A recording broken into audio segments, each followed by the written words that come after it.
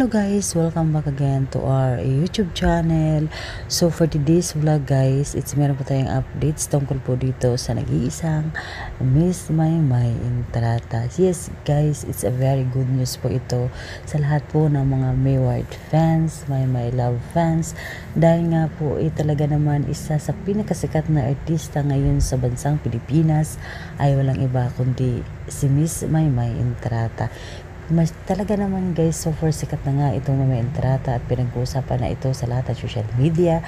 Dahil nga kamakailan lang guys, sumabak po ang ating Miss Maymay Entrata sa Billboard Handpick. Ayan guys, at binulugar po doon ni Maymay Entrata kung sino-sino na bang Hollywood star ang kanyang gustong makakolab.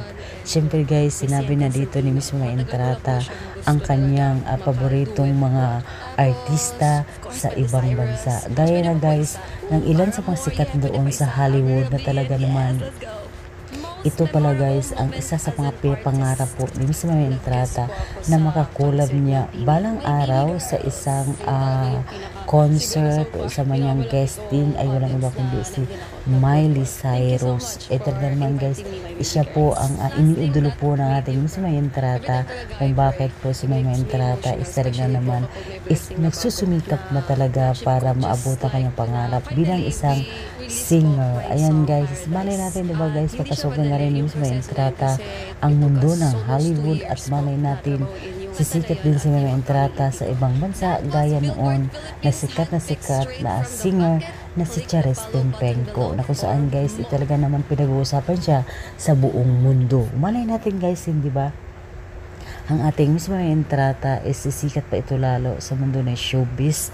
Ayan, lalong-lalo na ngayon ay unti-unti na ngang lumalabas si Maymay Entrata sa mundo ng showbiz mula po sa Amerika.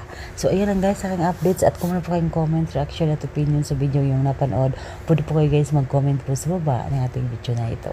Yan po guys aking updates at pasensya na kayo guys kung medyo matagal po tayo guys nagkaroon ng updates dito po kay sa ating Miss Maymay Entrata dahil nga po medyo na busy lang po tayo ngayon, pero sana nga guys tuloy-tuloy pa rin ang inyong panonood dito sa aking YouTube channel, sa ating supported tungkol po dito sa nag-iisang Miss Maymay Entrata. So yun na po guys ang updates at maraming salamat po sa inyong lahat. Bye bye!